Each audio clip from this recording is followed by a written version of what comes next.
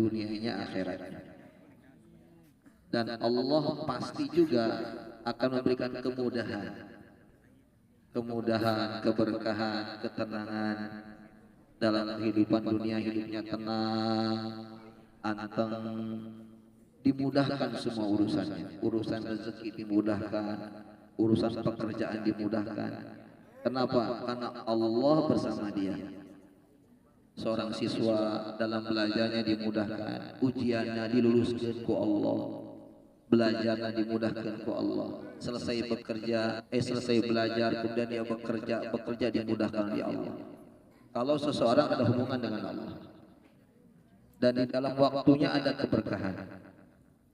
Tapi kalau orang jauh daripada Allah, seseorang jauh daripada Allah, hatinya jadi sempit.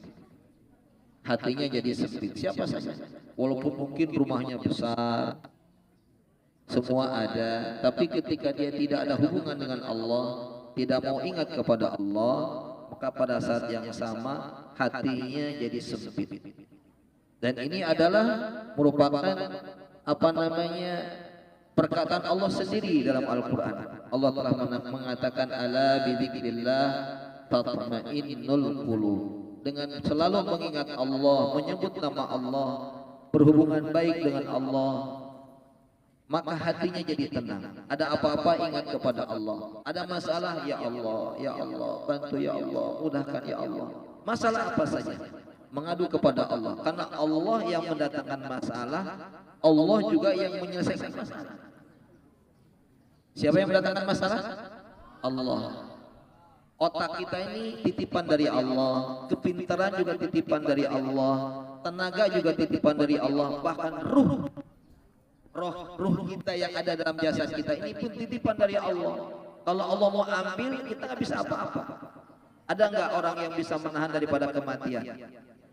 Tidak ada. Semuanya kalau Allah mau ambil, walaupun lagi tersenyum, lagi tertawa, lagi jalan-jalan, kalau Allah mau ambil nyawanya, kalau sudah datang waktunya kematian pasti akan mati.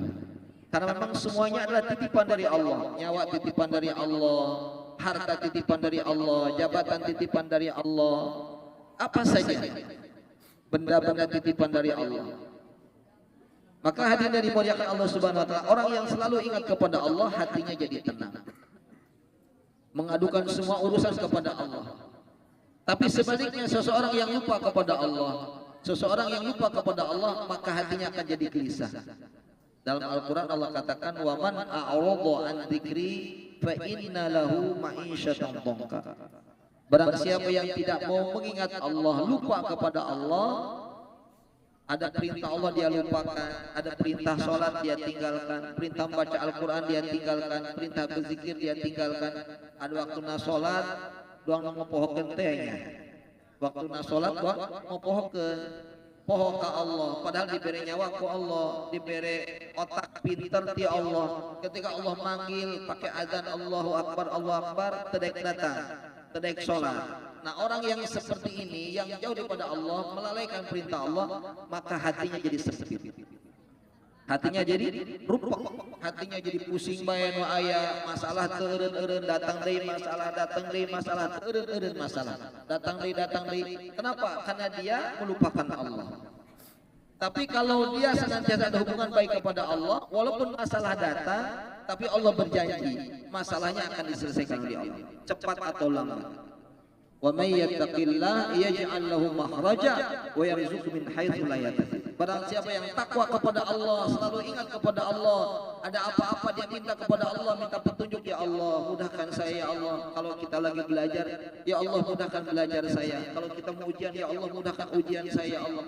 Kalau kita ada urusan apa saja, ya Allah bantu saya ya Allah. Engkau maha melihat, Engkau maha mendengar, Engkau ya Allah melihat keadaanku, mengetahui keadaanku ya Allah. Bimbing aku ya Allah, aku adalah hambamu ya Allah, Engkau adalah Tuhanku ya Allah.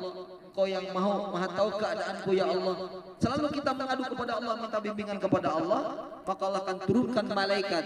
Wahai malaikatku, kata Allah, bantulah dia, bantulah dia dalam pekerjaannya. Maka malaikat pun akan senantiasa membantu dia, memudahkan urusannya. Dan juga Allah akan berikan ketenangan dalam hatinya.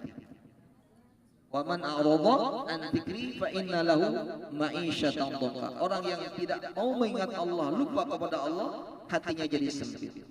Tapi sebaliknya orang yang takwa kepada Allah, yang selalu ingat kepada Allah, Allah akan berikan solusi dari setiap permasalahannya dan akan dikasih rezeki dari arah yang tidak disangka-sangka. Rezekinya akan datang tidak disangka-sangka. Anakku sekalian yang dimuliakan Allah Subhanahu wa taala, untuk itulah masya Allah kita datang ke sini belajar di sekolah, masya Allah. Tidak ada lain, kita ingin belajar bagaimana supaya diri kita ini bisa menata hidup kita ini. Di sini ada pelajaran umumnya, ada pelajaran agamanya. Setiap pekerjaan, setiap pelajaran apa saja yang kita terima, kita niatkan untuk mendekatkan diri kepada Allah, ini bernilai pahala. Anakku sekalian yang dimuliakan Allah Subhanahu wa taala, maka dimulai daripada kita ini, ketika kita kemana saja kita pergi, selalu kita baca doa. Kita gunakan adab. Mau pergi ke sekolah, kita baca doa Bismillahirrahmanirrahim, la haula wala quwata illa billahil aliyil azim. Ketika kita masuk kelas, ucapkan bismillah. Assalamualaikum kepada teman-teman, ucapkan bismillah. Maka di mana saja tempat yang disebutkan nama Allah, maka di situ ada keberkahan. Sebut-sebutlah nama Allah, niscaya Allah akan cinta kepada kita. Allah akan senang kepada kita. Masuk ke dalam WC pun ada doanya. Allahumma inni a'udzubika minal khubusi wal khaba'ith. Mau makan pun baca bismillahirrahmanirrahim. Mau menulis pun baca bismillahirrahmanirrahim. Sebut-sebut nama Allah. Kalau kita sering menyebut nama Allah, nanti kalau kita mati mendadak nih ya, mati mendadak, kemudian dia mengucapkan Allah, maka dijamin masuk surga. Amin. Ayat masuk surga ya. Ayang ya, di dunia masa sudah paling kena 70 tahun kan, pasti semuanya kita akan mati, semua kita akan tinggalkan dunia ini. Ada tempat kita yang asli di sana, tempat yang sesungguhnya, yaitu surganya Allah. Di sanalah kita senang selamanya, nggak pernah susah, muda selamanya, nggak pernah tua, sehat selamanya, nggak pernah sakit. Maka anakku sekalian, kita gunakan waktu kita, umur kita, masih kita Allah berikan atau titipkan umur kepada kita untuk bisa menggunakan waktu kita sesuai dengan perintah Allah. Dimulainya daripada menjaga sholat. Anakku sekalian, mohon ada perhatian kepada semuanya. Pertama kali segala sesuatu itu dimulai dari sholat. Kalau sholatnya betul, maka semuanya akan betul. Kalau sholatnya salah, maka semuanya jadi salah. Pertama kali kita mulai daripada menjaga sholat. Nih, tolong perhatian nih. Siapa saja nih orangnya, baik laki-laki maupun wanita, pokoknya siapa saja, kalau dia menjaga sholat, ketika ada azan berkumandang dia sholat, maka ini tandanya orang ini patuh kepada Allah. Allah akan perhatian kepada dia. Contohnya gini, kalian sebagai siswa, ketika kalian dipanggil oleh sang guru, kemudian kalian datang tepat waktu, maka guru akan senang, guru akan gembira, guru akan memberikan fasilitas, guru akan memberikan kemudahan-kemudahan. Tapi ketika dipanggil oleh guru kemudian enggak datang atau lambat, maka guru pun akan marah. Bagaimana dengan Allah?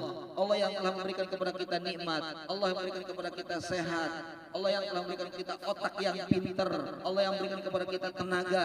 Semuanya dari Allah, Allah titipkan kepada kita. Ketika dipanggil oleh Allah melalui azan, kemudian kita datang, betapa senangnya Allah. Kalau seandainya kita nggak mau datang, sebagaimana guru tadi, ya kan, kalau kita nggak datang, maka guru pun akan kecewa. Demikian juga Allah Subhanahu wa taala ketika melihat hambanya datang ke rumahnya Allah untuk melaksanakan sholat, betapa gembiranya Allah, maka Allah akan mengumumkan kepada malaikat, wahai malaikatku, aku cinta kepada orang ini, wahai cintailah malaikatku orang ini. Maka malaikat pun manggil orang-orang yang lain atau malaikat yang lain atau makhluk-makhluk Allah yang lain, wahai makhluk Allah semuanya, cintailah orang ini, karena Allah telah mencintai dia, hendaklah kalian semua mencintai orang ini. Maka semua makhluk Allah akan mencintainya, semua makhluk Allah akan berbuat baik kepadanya kalau Allah telah memberikan rasa cintanya. Maka anakku sekalian, dimulai daripada hari ini, kita kalau ada panggilan sholat, masya Allah, kita utamakan sholat. Ini saya akan bimbing otaknya. Apalagi kalau kita bisa bangun malam tahajud, bisa menjaga sholat duha, ada waktu istirahat, gunakan untuk sholat duha. Banyak-banyak mengadu kepada Allah. Selalu berhubungan kepada Allah.